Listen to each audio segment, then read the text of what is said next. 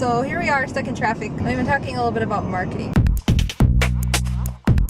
Talking about how annoying it is. On the one hand, there's the whole thing of the more you hear something, the more familiar you are with something, the more likely you are to want it, in a sense. Same idea like with songs. The more you hear them on the radio, the more you like them usually. A lot of songs take 2 or so listenings to really like them, I think. And like with commercials and stuff like that, as annoying as they are, and as much as you might not like the commercial, you're still gonna have that company or brand or whatever stuck in your mind. And when you go to purchase something, you're gonna be more drawn to the one that you're more familiar with. So on the one hand, it's kind of necessary for companies and businesses to do that. On the other hand, I don't want to be annoying. There's just so many details to think about. There are two billboards side by side. There are actually 3.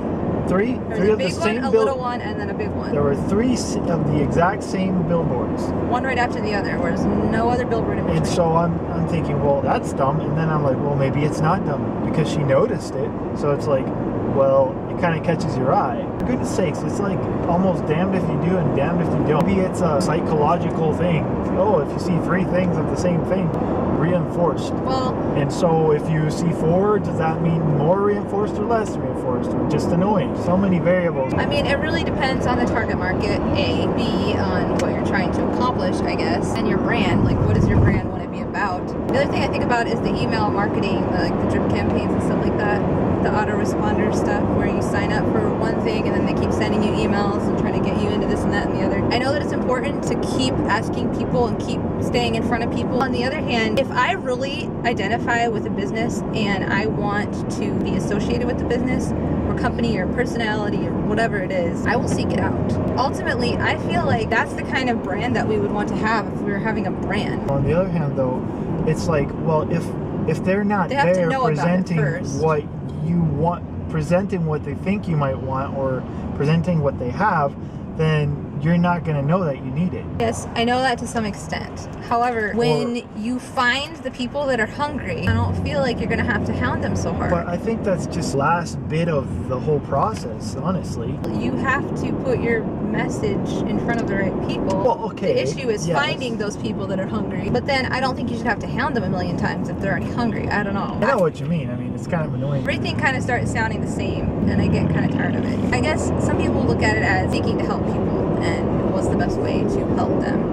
And if that is sending them the drip campaigns or whatever, I guess if you can look at it that way and not as that you're being annoying, great. I don't know. I think this is something we're kind of just exploring right now and thinking a lot more about right now, just because of some of the stuff that we want to try to do this year with passive income and everything. A lot of the whole thing with passive income is marketing and social media. I think there's a way to do drip campaigns that is personable and fun and interesting. I think that's something that we have to explore and try to figure out what that looks like for us. There's almost nothing I loathe more than coming across as selling and just like trying to sell. Like, I hate that feeling. People that are really natural at selling and are really good at selling, it's actually enjoyable to be sold to. Well, that's the point I feel like that we need to get to. I don't know what we're selling per se, but something this year probably. We're working right now on streamlining our Amazon store. It has just a bunch of products that we recommend based on what we use, equipment and tools and kitchen stuff and blah blah blah blah. It's nicer to have it all in one place instead of spread out through this and that blog post. Lots of things in the works, I guess you could say. Slow going though. That's the way life goes. When you're starting something, then it's going to be hard at first. You're trying to figure it out, you're always wondering, am I doing this correctly? Am I going to have the results that I want to have? We're in the trial and error stage. I mean, it's fun and exciting, but it can also be frustrating and discouraging because you don't really know. One of our goals this year is to replace our expenses with income from passive income. Passive income. So anyway, those are some of our thoughts from the road. Passive income and marketing. Any thoughts? Leave them in the comments below. Let's talk about this stuff and let's figure this stuff out together.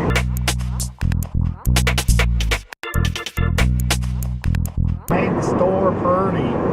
Man, do you have to be such a hick? Yeah. I hope we didn't just get on a toll road.